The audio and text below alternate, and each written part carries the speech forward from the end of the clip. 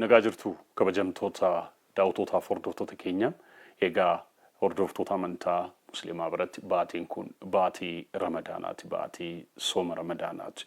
Kanaaf baatiin kun immoo baatii addaati hordoftoota amantichaa biratti. Kanaaf soomni ramadaanaa maal of keessaa qaba? Caalmatti immoo yeroo sooma ramadaanaa kan naamus jaalalli tokkummaan hedduun kan itti cimu yeroo kaan caalaa san duras numa jira garuu yeroo kaan caalaa daran kan itti cimee mul'atu waan ta'eef inni kun jireenya keessa yeroo biraattis akka inni dabalamee deemu maaltu hojjetamuu qaba, akkamittis raawwatamuu qaba kan jirratti marii kan taasisnu ta'a. Marii keenyaaf immoo keessummaa obbiraa qabna. Keessummaan keenya mana maree dhimmoota Islaamaa Federaalaatti sadarkaa itti aanaa pireezidaantiitti itti gaafatamaa Hajiif Umraa kan ta'an Dr. Muhammad Saaliiti. Isaan wajjin kan marii taasifnu irra deebinee nuliin akka turtan kan isin affeerru. Dr. marii waliin taasifnu fayyamuu ta'uu keessaniif ulfaadhaa galatoomaa. Ulfaadhaa galatoomaa isinis asirratti naaf affeeruu keessaniif galatoomaa. Akka gaaffittis akka yaadaattis soon jalqaba kaase. Soomanni akkami? Soomanni bareeda. Uummanni yeroo kana keessa jirtanu bakka jirtanutti baga Rabbiin sooma bara 1447 isin gahe jedha. Soomanni bareeda. Soomanni sarvisiidha ilma namaatiif. Bakka zayitii ofiitti geeddaratu jechuudha. Konkolaataan akka zayitii geeddaratu imaana isaa bakka itti jabeeffatu. Hariiroo isaa Rabbii waliin bakka itti jabeeffatu. Soomanni doktariif maali? Soomanni anaaf mana barumsaati. Soomanni anaaf tokkummaadha.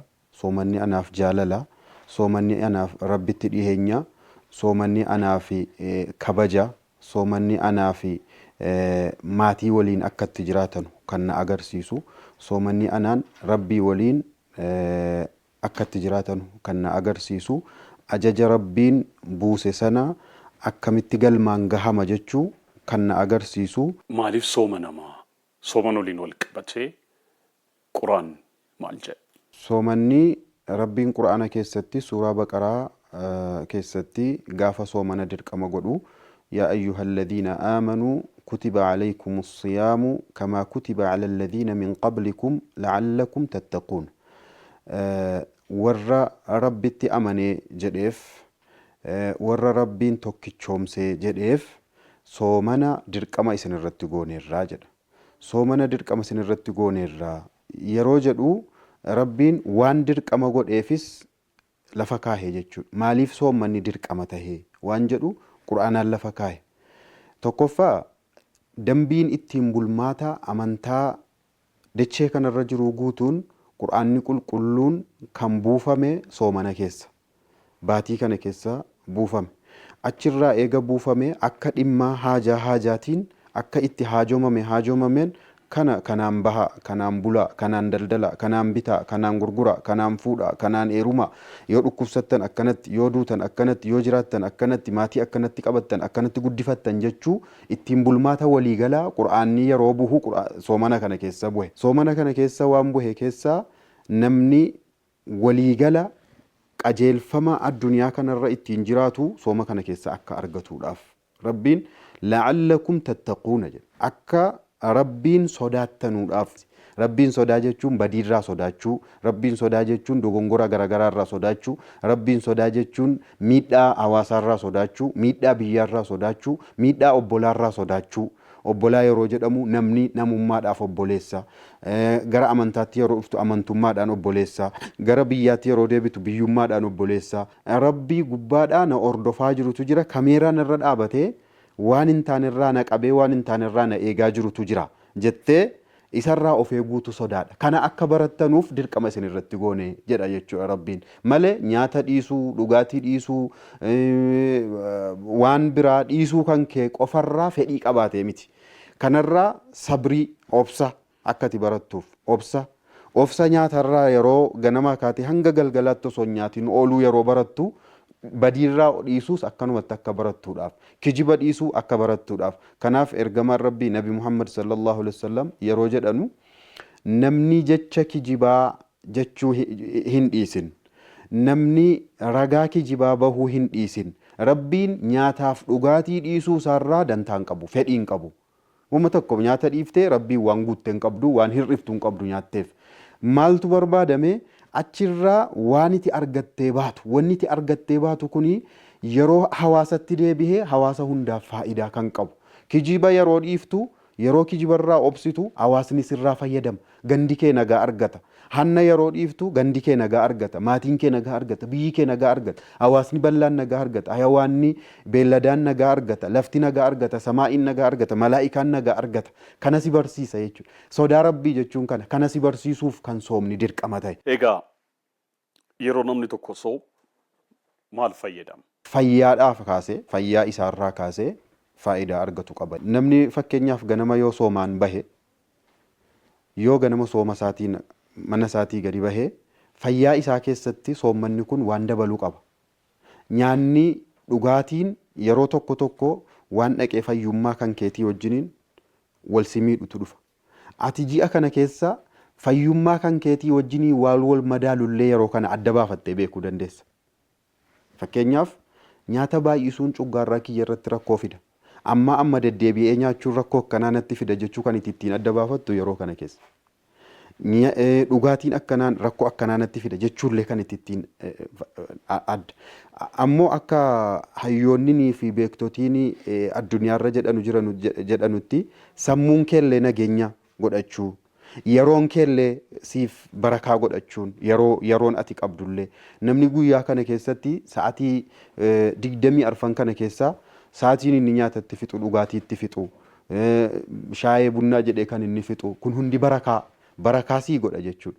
Ammoo faayidaan guddaan ati irraa argattu nyaataaf dhugaatii qofaaf jiraataan jiru jechuu irraa argatta. Kan kanarraan afu ati rabbii si uumee wajjin hariiroo kan kee jabeeffachuun faayidaan kana achiin jiru. Kan rizqii sii kennu, hiree kan addunyaa kanarraa sii kennu, fayyaa kan sii kennu, maatii kan sii kennu, jiruu ati barbaaddu kan sii kennu, ilmaan ati jaallattu kan sii kennu, maallaqa ati walitti qabattu kana kan siif kennu, jireenya ati barbaaddu kan addunyaa kanarratti sii miijessu isaaf jettee yeroo sa'aatii hanga muraasa of qabdee jettee faayidaa kana argatteeti kan itti kaatu jechuudha. Rabbiin har'a namumti tokko yoo waan tokko si dhorgee waan sana ati yoo dhorgamtee jette waan barbaadde sana booda sii kenna. Yookaa badhaasa jedhee yookaa si gammachiisuudhaaf jedhee yookaa qalbii kee ijaaruuf jedhee waan sii kennu qaba. Faayidaa sooma kana booda argattu qabda. Rabbitti harka ol fudhattee yaa Rabbi maatii gaarii natti ijaari yoo jette Rabbi maatii gaarii sitti ijaara kana keessa jechuudha. Yaa Rabbi qabeenya gaarii natti tori yoo jette qabeenya gaarii sitti tora.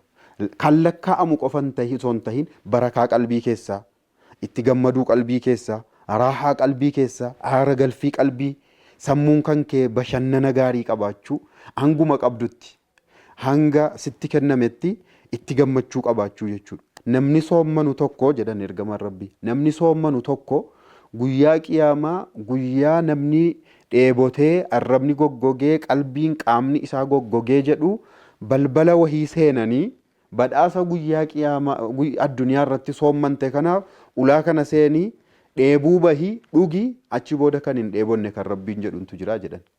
Inna fil jannati labaaban yuqaalu lahu baaba rayyaan. Jannata keessatti ulaa tokko ulaa baaba rayyaan jedhamutu jira. Rayyaan jechuun afaan Arabaatiin gara afaan Oromootti yeroo hiiknu rayyaan jechuun dheebuu bahuu jechuudha. Waan barbaadde kan dheebuu baate keessaa baatu jechuudha. Eenyullee namni amantaa kamuu hordofu milkaa'uudha kan inni barbaadu. Addunyaatti nagaa jiraachuu, addunyaatti dachee kanaa wajjin nagaa ta'ee, namaa waliin nagaa ta'ee, maatii waliin nagaa ta'ee, fira isaa waliin nagaa ta'ee jiraachuu barbaada. Akhiraatti gaafa addunyaarraa deeme garuu nagaa tahee jannata argachuu barbaada. Karuma kitaaba isaarra jiruun hunduu jechuudha. Baaba yookaan ulaa keessa seentee dheebuu baatutu jira jannata keessa jedhan. Ulaa kanaan milkaa'ee baha jechuudha namni tokko. Yeroo soomarraa bahu soomni badhaasa irraa waan argata guddaa irraa argatanii galanuudha waan ta'eef argata kana argatee nama bahu Rabbiin nu haa godhu jechuun du'aayii keenya yeroo hundaa. Kan baay'ee na ajaa'ibu jiruu koo keessatti erga of bare keessumattuu waa'ee sooma ramadaana yookiin baatii ramadaanaa kana keessatti hedduu kan na ajaa'ibu namoonnis kan laalan isinis kana taajabuu dandeessu. Naamusni jira, tokkummaan jira, wal cinaa dhaabbachuun jira, tokko ta'uun jira, wal hubachuun jira. Waan kana dura naan jettan sun baatii ramadaanaa keessatti hin mul'ata. Garuu erga soomanni kamii booda yookiin baatii ramadaanaa kun erga bee booda garuu waan amma kaasni kun wal bira dhaabbachuun naamusni namni tokko fakkeenyaaf namni soomana keessa jiru namni soomanu yoollee waan badaa isaan jetti yookiin arraba kan biraallee soomanan qaba jedhee of qaba. Inni kun isa dhufuu keessattis yookiin soomanaan alattis akka itti fufuuf waan barsiifamu wayii qabaa immoo ramadaanuma kana keessa qofaa waan kun dhuguma caalmatti ta'uu danda'a. Garuu immoo jireenya keenya keessattis waan kana kan raawwannu yoo ta'e waan arras borus iftaanis bara baraan jira waan ta'eef maal ta'uu qaba maal barsiiftu kan irratti. Baatiin ramadaanaa mana barumsaati siin jedheen ture.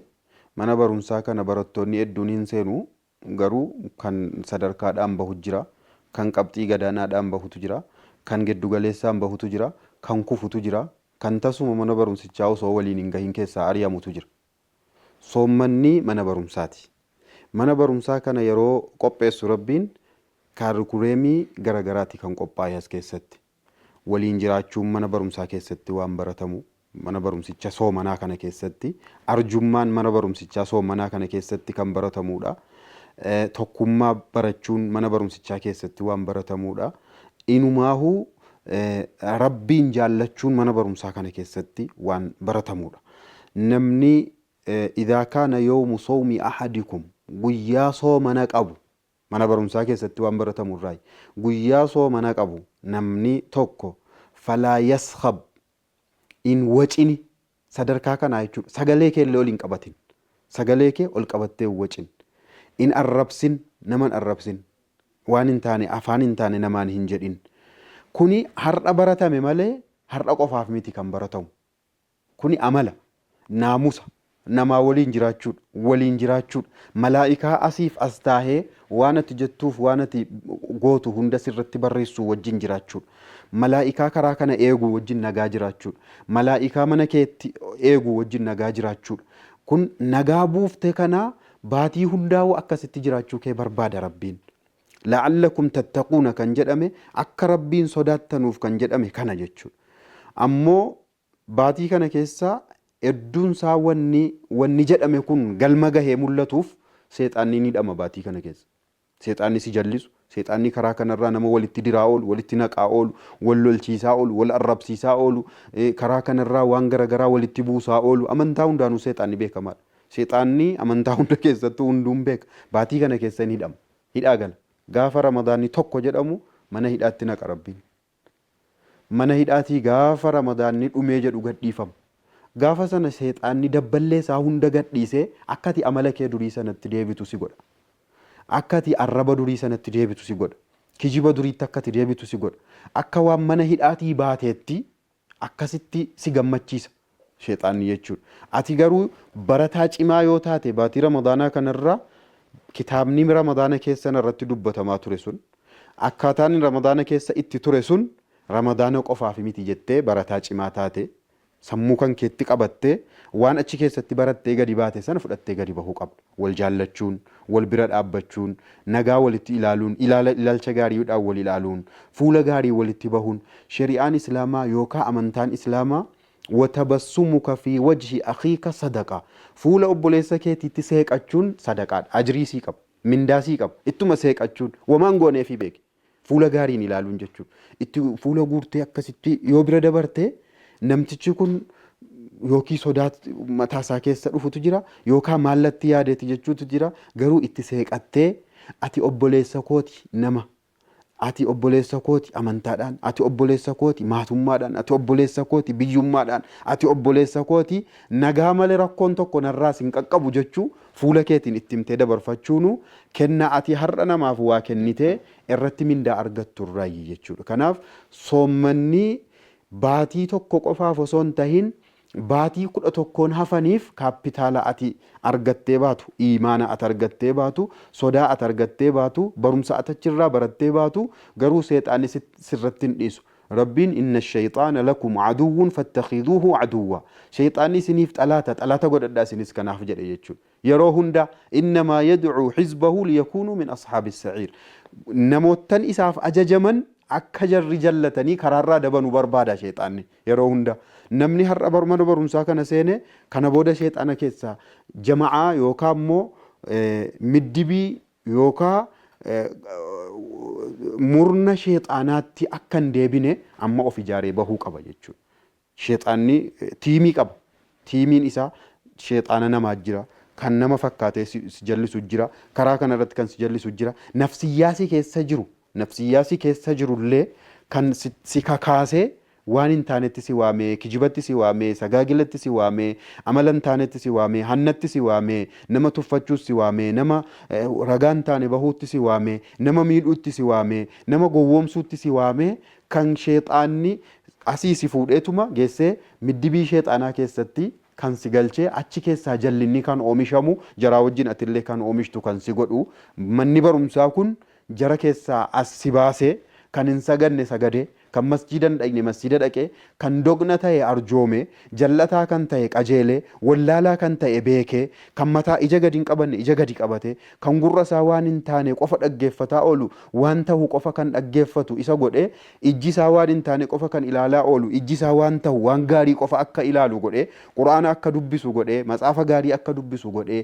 kitaaba akka dubbisu godhee, dambii ittiin bulmaata namni dachee kanarra jiraatu kan rabbiin gadi buuse sana kan akka namni dubbisu kan godhee dambicha kanaan yeroo hundaahu kan itti fayyadamu. Dambiin ji'a tokko qofaaf miti kan hojjetamu.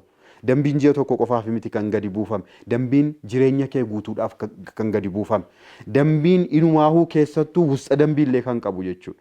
Dambii keessoollee kan of keessaa qabu. Dambiin keessoo isa ergamaan rabbii Nabi Muhammad fidan sana jechuudha. Dambiin waliigalaa quraana inni keessoo isaa hiika quraanaa kan ammoo akkanatti baata, akkanatti galta, akkanatti bitta, akkanatti gurgurta, akkanatti fuuta, akkanatti heerumta, akkanatti jiraatta, akkanatti duuta, akkanatti namaa waliin jiraatta, akkanatti beelladaa waliin jiraatta, akkanatti dacheerra jiraatta, akkanatti samaa'ii jala jiraatta, mukaa waliin akkanatti jiraatta, dhakaa waliin akkanatti jiraatta, gannaa waliin akkanatti jiraatta, birraa waliin akkanatti jiraatta, qabeenyaa waliin akkanatti jiraatta, dhabaa waliin akkanatti jiraatta, yeroo qabdu akkana, yeroo dhabde akkana, yeroo fayyaa akkas, yeroo dhukkubsatte akkas, yeroo jirtu akkas, gaafa duute akkasi kan jedhe sitti agarsiisu jechuudha.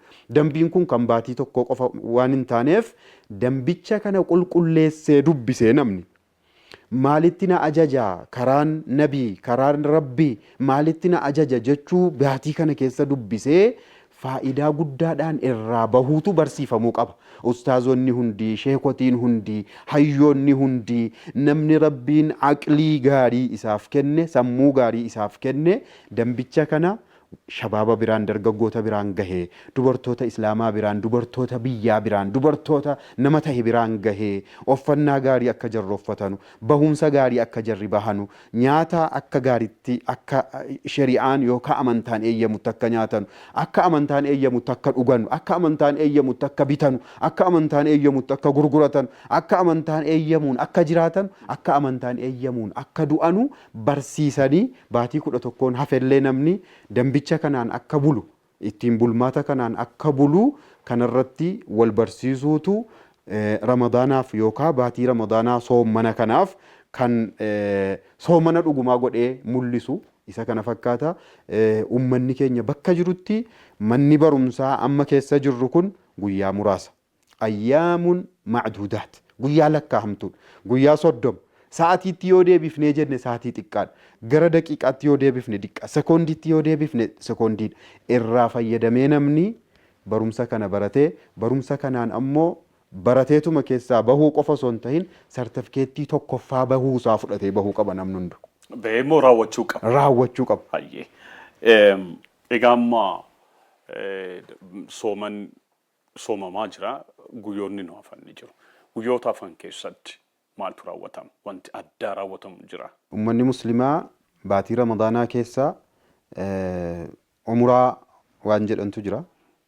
Umuraa yeroo jedhamu biyya Makkaa mana rabbii deemanii badii ofirraa qabdu hunda kan sirraa buusu. Badii qabdu hunda kan sirraa buusu. Dogna yoo taate kan si gaaromsu. Arjaa kan si godhu. Jallataa yoo taate kan si qajeelchu. Du'aa'ii rabbitti dhihaattee kan achitti gootu namni rabbiin isaaf miijjesse baatii kana keessa guyyaa hafte kana keessa umraa dhaqa. Namni rabbiin isaaf miijjesse baatii kana keessa masjidatti galee halkan guyyaa nama tokkoon wal arguu dhiisee nama achi keessa jiru sanaan alatti bilbila isaa ofirraa cufatee zikrii isaa godhee rabbiin zaakkaree waan rabbiin karaa godhe zikrii isaa godhee qur'aana kana dubbisee qur'aana kanarraa xiinxalee qur'aana kana sirriitti gadi xiinxalee irraa imaana kuufatee kuusaa guddaadhaan kan bahu. Guyyoottan hafte kana keessa nama soommanu tokko faxarsiifatee afxir guyyaa tokko namni nama soomatu tokko faxarsiise akka namticha soommanee sanatti rabbiin mindaasaa kan isaaf kaffalu guyyoottan hafte kana keessa kan itti jabaatamudha. Maatii isaadhaa kan irraa fagoo jiru deemee dubbisee zayyaree gammachiisee biratti faxaree du'aa'ii gochisiifatee rabbiin kadhachiifatee ofii gaafatee kan itti balleessa yoo jiraate haadhaaf abbaasaa bira deemee guyyaa inni haadhaaf abbaasaa gammachiisudha. Kan irraa fagoo jirullee bilbilaan illee haa ta'u, kan gargaaruu danda'u gargaarsa maallaqaatiin haa ta'u, gargaarsa jecha gaariitiin haa ta'u guyyoottan hafte kana keessa kan irraa hojjetanudha. Guyyoottan hafte kana keessa miskiina ollaa keetii, rakkattuu ollaa keetii, haadha hiyyeessaa ollaa keetii, yatiima ollaa keetii yeroo ilmaan keetii waa gootu yeroo isaaniifis waa gootee gammachuu irra seensiftu. Nama tokkorra gammachuu seensisuun nama tahuu qofaan gammachuu nama tokkorra seensisuuni rabbiin dachee kanarratti waan amma nama tokko gammachiisuu jaallatu hin qabu. Hojii keessa ollaa kan kee keessatti yoo qalatte qooddee foon ergiteefi yoo uffannaa ijoollee keetii bitte isiidhaa hoo bitatteetti laata jettee gaafatte minaan asbeezaa manaa yoo bitattee jette shunkurtii kiiloo 2-3 yoo bitatte kiiloo 1-2 yoo isiidhaa bitte gammachuu guyyaate irra seensiftudha. Nama waan taateef isiidis maaltu wal isin caalchise kennama har'a maallaqa qarshii kiisa kee jiru kana qofaan isii caalte malee rabbiin biratti tokkicha waan ta'eedhaaf rabbiin biratti fi kulli kabdin raxbin sadaqa. Nama onnee qabu hunda keessatti onnee isaa bishaan dhugaatiitii yoo jiifte nyaata beela isa baasu tokkoon onnee isaa kana yoo aara galfachiifte rabbiin biratti mindaa qaba. Hattaa zamana banii Israa'il keessa qaallittiin jallattuun tokko dubartiin jallattuun rabbiirraa fagoo rabbii wajjin walirraa fagoo adda kan taate seexaana kan taate jallina waan ta'e hunda sagaagiltuu kijibduu hattuu amala gaarii kan hin qabne saree dheebotee jedhu tokkotti dhufte dheebotee arraba ofii baasu saree naannoo biirii bishaanii wayii akkas naannahee biyyoo jijjiidhaa arraaba biyyoo jiidhaa arraaba dheebuurraa kan ka'e saree kana argitee qalbii cabdee biirii kana keessa buutee cammaa ofiitii waraabdee fiddee saree kana obaafte dheebuusa baafte jechuudha. Rabbi badii ati goote hunda sii araarameera jedheen waan ati goote hunda sii araarameera jedheen saree nama rakkataa tokko bira ji'a kana keessa dhaabachuun akka ati ji'a hafe kana guutuu ji'a 11 kana guutuu rabbii wajjin tokko taatee jiraattu si godha. Nama rakkataa tokko bira ji'a kana keessa dhaabachuun akka maatiin kee rakkinaaf hin saaxilamne si godha. Nama rakkataa tokko bira ji'a kana keessa dhaabachuun akka ati ofii keetiif balaa hin taaneef balaa dingataatiif akka hin saaxilamne si godha. Kanaaf baatiin hafe kun baatii kaapitaala guddaadha ummataaf. Baatii irraa fayyadamuun dirqama ta'uudha. Guyyoottan hafte kun guyyoottan muraasa waan ta'eefi waan kanaan dura guyyaa 15 duraan dabarsine kanaa caalaa guyyoottan hafte kana keessa rabbii wajjin walitti dhiyaachuu, maatii walii walitti dhiyaachuu, ollaa walii walitti dhiyaachuu, biyyaa walii walitti dhiyaachuu, addunyaa walii walitti dhiyaachuu, nama rakkate hundaa walitti dhiyaachuu, dhukkubsataa hunda gargaartee yoo kiniinii hin qabne kiniinii bittee fi yoo marfee dhaquu hin dandeenye geessitee akkamsiiftee yaalsiftee jechuu haadha hiyyeessaa hunda bira dhaabattee maaltu si rakkisa jechuu nama manni itti dhimmisu deemtee ilaaltee dhimmuusaa ilaaluu fi nama rakkoo mana keessaa qabu rakkoo mana keessaa maal qabda jechuuni kun guyyaattan hafte kun guyyaa fatanaa yookaan qormaata dhumaati jechuudha. Qormaanni dhumaa kun kan keessatti sirriitti qoratte sirriitti quwatte sirriitti dubbifatte fatanaa guyyaa 30ffaa sana sirriitti 100% argatte sartifikeettii kan kee guutuutti fudhatte sartifikeetta kan kee kana qoma kee keessa kaa'atte waggaa guutuu kan itti fayyadamaa deemtuudha waan ta'eedhaaf dhaamsi ummata waan kana dhagahu tureellee kan dhagahuuf manni barumsaa amma keessa jirru kun mana barumsaa jabaa mana barumsaa namni hundi seenuu hin dandeenye, kaan kufee kan keessaa hafe, kaan keessuma jiraatee kan irraan fayyadamne, kaan isa barsiisaan asirraa barsiisu kan mugaa ooluudha. Ati hin mugini, hin dagatini, barumsa kan kee sirriitti qabadhu, barumsa kanarraa fayyadami. Waggoottan hafte kana hunda amala as keessatti gorfamte kan, amala as keessatti argatte kan, waan gaarii as keessatti irraa fayyadamteetta jedhamtee yaadamtu kana addunyaatti fudhadhuu gadi bahi, biyyatti fudhadhuu gadi bahi, maatiitti fudhadhuu gadi bahi, mana keessatti fudhadhuu gadi bahi, ilmaan keerraa na mul'atu, maatii keerraa na mul'atu. Biyya jechuun mana jechuudha. Manni kan kee yoo gaarome maatiin gadi bahee inni sunis mana gaarii, kunis mana gaarii, kunis mana gaarii, karaan nagaa ta'a, lafti nagaa ta'a, biyyi nagaa ta'a, mootummaan nagaa ta'a, lafti kun nagaa ta'a, wanni jiru hundi nagaa ta'a waan ta'eedhaaf mana barumsaa kanarraa nageenya haa barannu, tokkummaa haa barannu, jaalala haa barannu, wal bira dhaabachuu haa barannu, wal gargaaruu haa barannu, waliif laafuu haa barannu, waliif dhiiguu haa barannu, waliif boohuu haa barannu, rakkoon kee rakkoo kiyya jechuu haa barannu, miidhamni kee miidhama kiyya jechuu haa barannu, rakkinni sirra gahu rakkina narra gahe jechuu haa barannu, ilmi kee ilma kiyya jechuu haa barannu, manni kee mana kiyya jechuu haa barannu, qabeenyi kee qabeenya kiyya jechuu haa barannu, jiruun ati qabdu kun hunduu kiyya jechuu haa barannu, keeti jechuu haa barannu. Rakkoon mana kana keessa hiikame, rakkoo ollaa hiike, rakkoo gandaa hiike, rakkoo aanaa hiike, rakkoo magaalaa hiike, rakkoo godinaa hiike, rakkoo naannoo hiike, rakkoo biyyaa hiike, rakkoo addunyaa hiikuudhaaf of qopheessinee baatii kana keessaa bahuutu barbaachisaadha. Waan kaastan qabdan garuu gabaabsitaniituma. Fakkeenyaaf nageenya yoo jiraate anaaf sin amma teenye kan waliin mari'achaa jirru waan nageenyi jiruufi. Borus yoo nageenyi jiraate waliin jiraan soomanni akkasumatti soomama jechuudha. Kanaaf naamusa keessumattuu nageenyi wajjin wal qabatee jiru kana eeguutiin biyyoo jiraate nageenyi yoo jiraate waliin jiraanna waan ta'eef soomannis yoo nagaan jiraate qofa raawwatama waan ta'eef hawaasni musliimaa nageenya isaa eegee nageenya biyya isaa kan eeguuf dhaamsa gabaabaa osoo naa dabarsitan. Nageenya jechuun ruuhii jechuudha yookiin lubbuu jechuudha. Nageenya jechuun qabeenya jechuudha. Nageenya jechuun mataa jechuudha. Nageenya jechuun jiruu kee jechuudha. Nageenya jechuun rabbiin maqaan isaa nagaadha. Rabbiin salaami. Salaam jechuun nagaa jechuudha. Atillee salaam. Ati namni nagaadha. Lafti nagaadha. Biyyi nagaadha jechuun yoo nageenyi jiraateedha. Nageenya jechuun jibbaan dhabamuu jechuudha. Nageenya jechuun inaaffaan yookaan waanyuun dhabamuu jechuudha. Nageenya jechuun hammeenyi dhabamuu jechuudha. Kanaaf yeroo walitti dhufe nagaa qabduu waliin jedhama. Nagaa qabduu jechuun ati qofti nagaa qabdaa jechuu miti.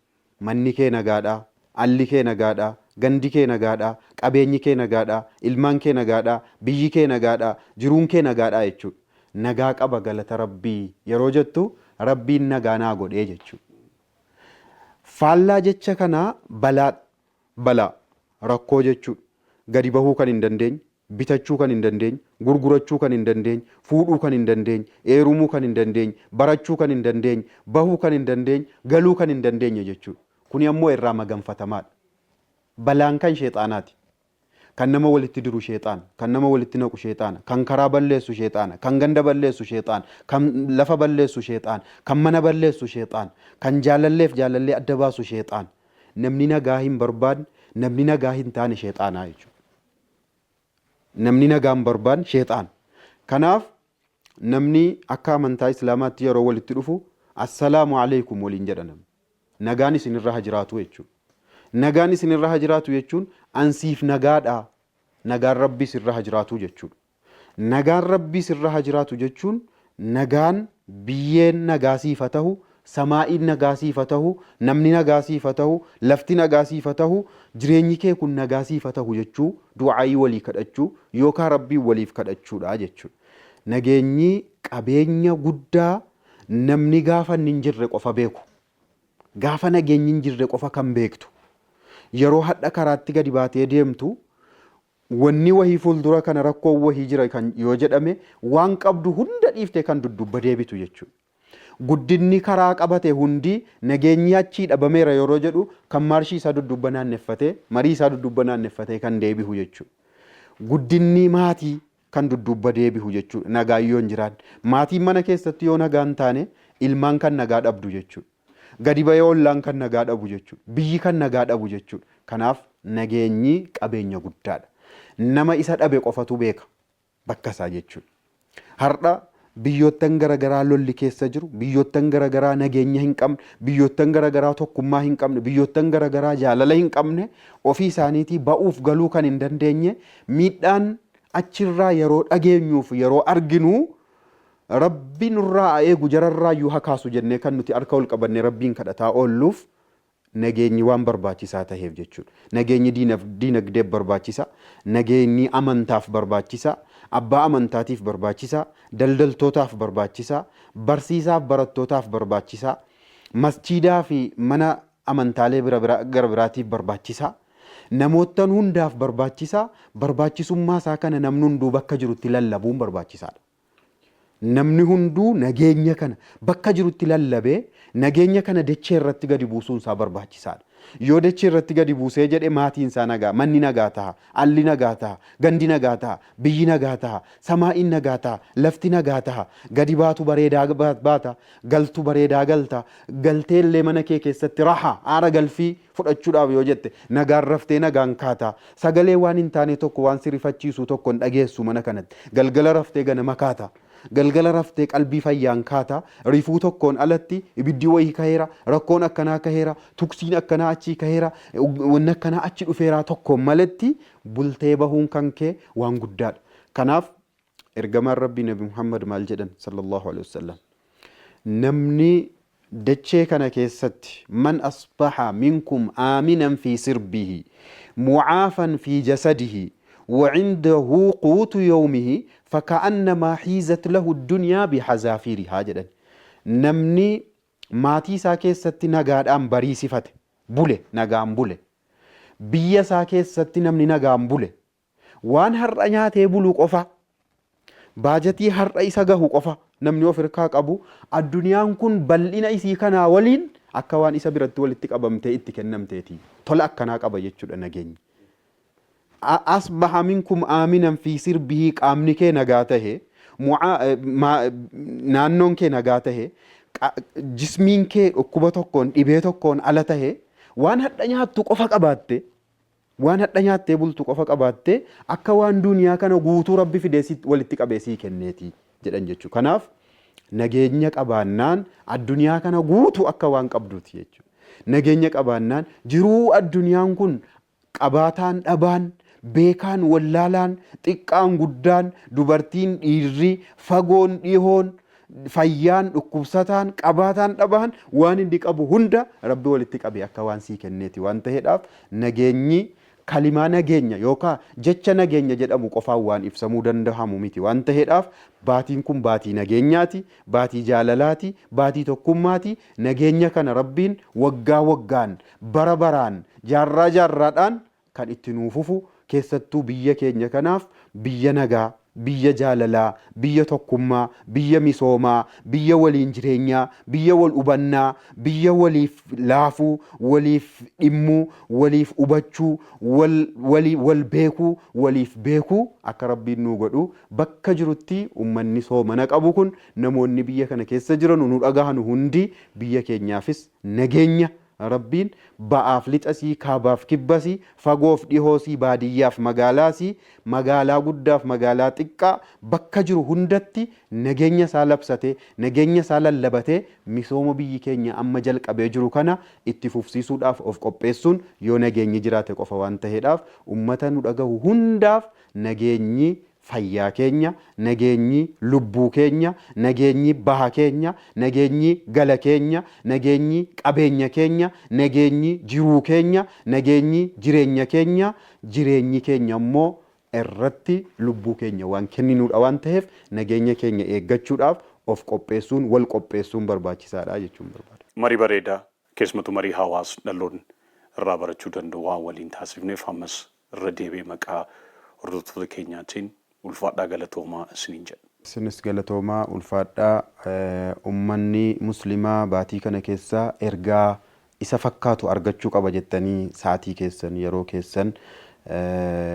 hojjettoota hundaan itti qophooftanii hoggantootaa kaatanii waan kanaaf yeroo kennitanii dhufuudhaaf anis maqaa ummata muslimaatiin galatoomaa isiniin jedha.